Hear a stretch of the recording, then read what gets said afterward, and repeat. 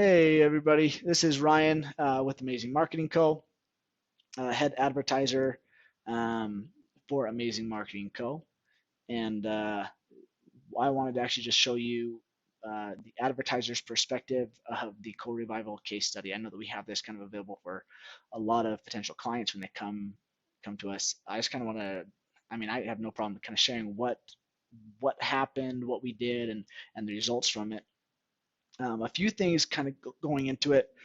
As you'll see in July and June, there's zero sales. When they came to us, Core Revival came to us about halfway through August, so it was somewhere around this spot. Um, and by that time, they had actually already had it was I want to say it was about 8,000 in sales. They had it was I want to say it was like 5 to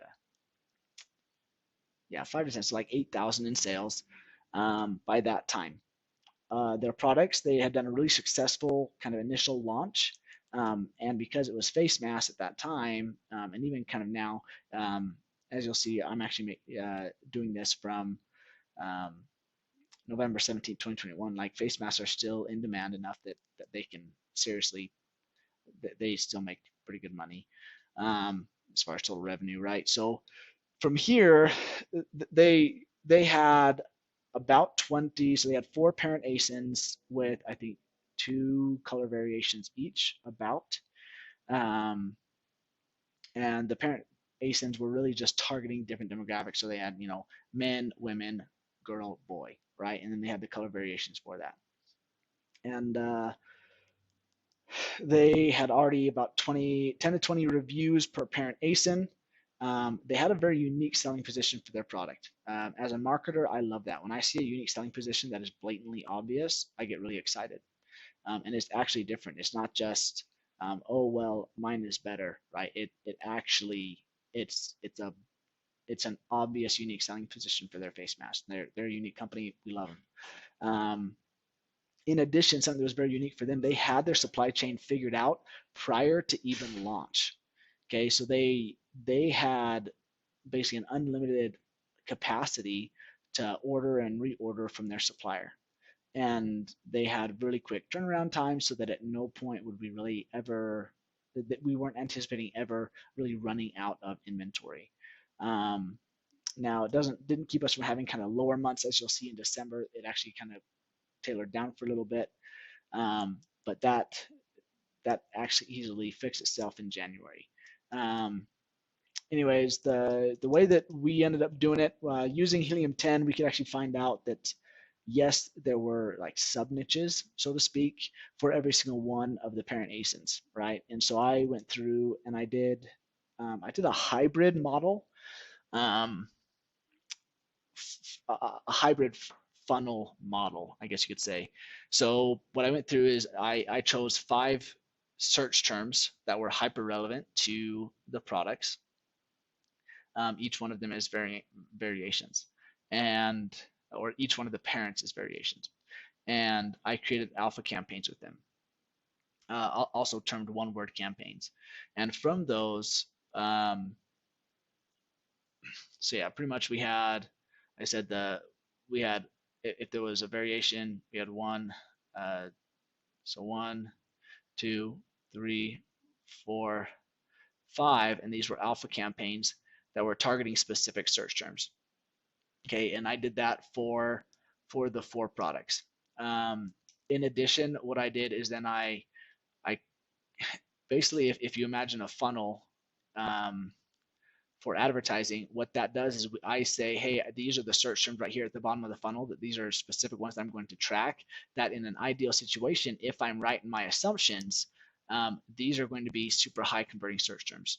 The other, and then I also started kind of a standard funnel that started with an auto campaign that went up to a product targeting campaign, and then and then search terms would come down to a broad campaign, which went to a phrase match campaign, and then also went to an exact campaign. Okay. And then from that exact campaign later on, what I would actually do, and I often do, is I will pull out from that exact campaign and create other alpha campaigns. Okay. Um, anyways, that was an extension of what I did, but pretty much by August, so it was about here they had their first monthly report, um, and basically I just had a pretty honest conversation with them. I said, hey, look, we're running out of daily budgets.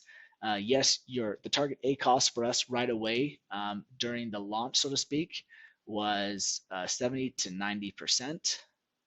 Um, and by this time right here, they were coming out I believe it was about 80 accumulatively. Um, and so I actually said, hey, like you're actually doing better as far as better than the worst case scenario.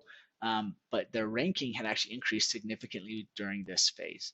And you'll actually see like this is pretty much an exact trend of their ranking across the board. And this is for a super highly competitive search term, a lot of highly competitive search terms. Um, we were doing well on the top of search bids. We were just absolutely crushing it. By uh, by end of October, so about here, we were actually coming in at about a 60% ACOS for the good, well converting search terms. And again, our ranking was increasing. By this time as well, we were sitting about a 20% ACOS already by here. And because of the amount of volume that actually existed within this campaign, by the time I reached here, I got like we were getting a 20% ACOS, and I could scale that to wherever and however I wanted. I had them dialed in such a way that I found that if at a 45% ACOS, between 55% ACOS, they could maintain their ranking. But if I tried to go below 45% ACOS, immediately their ranking went down. And so this was their bottom threshold. And I just said, hey, look, as far as ranking, it is not worth it for us to hit anything below this. And optimizing it, it doesn't make any sense for us to try and spend anything above 55%. And so that's why, like at scale, it's like it didn't matter how much budget. I could literally just say, hey, we're gonna spend another 60,000 this month, and we could literally calculate the cost. They just had to make sure they had those units. So they did a great job planning for everything, um, and as you'll see, they did such a good job in keeping up with the supply and demand. So it's important to note that because of that, Amazon does take into account supply and demand, right? But more specifically, your ability to adequately supply to your demand and the audience that's from it, right? And so you'll see that yes, there was kind of like trends up and down. Oh, here's kind of a overview. So 26K first month, 135, 238. By first of the year, we were basically passing million in sales, and then all of a sudden there's just doubled, doubled, doubled, doubled. They started to trend down, and it was a little disconcerting. Um, their tacos still stayed the same. Our ACOS was still the same, and we actually were like, oh man, maybe this is it's not. We're coming out of flu season. Maybe it's not there. And then we actually had another spike up of COVID, and you actually see that from these numbers. Their lowest month from launch essentially was 75,000, and we went. And then we went to 375, 715. This was their biggest month. Um, and then after that, they actually sold through so much inventory that they ran out of inventory halfway through this month. Most of this, I think they made 250,000 by the mid, and then the rest of it kind of trickled in over time as they were barely keeping up with demand. They got it here, and now we're sitting here. But pretty much where we are, yeah, like we're not planning any Black Friday, Cyber Monday deals just because we don't want to run out of inventory. Because they had such a good relationship with their supplier, and yet they're still running into a little bit of, even right now, some inventory delays, which is kind of expected. A lot of it's from import, right? But so it goes. But we're planning on, once these inventories kind of come back in and actually get back up and going, that we'll be doing super well. They went from within 6 months, we hit pretty much a million, and then like I said, pretty much within the next few months, it was like their second million, their third million, fourth million, fifth million, and so on. So, anyways, pretty impressive. Yeah, they this isn't gonna like the expected results for everyone. Obviously, there was a huge demand in the market. They had unique selling positions and they had their supply chain figured out. That was a huge strength that they had coming in. Where we came in is that we had the know-how and we said, hey, look, this is the way it's going to be, um, and we crushed it for them. We absolutely crushed it for them. But yeah, we're happy to help in any way. These are their unit session percentages and everything else. Um, with that, I should probably just get rid of the P2B. But anyways, hope this helps answer any questions or maybe even clarification about the case study with the like any full transparency or anything. Once again, thanks for watching. Cheers.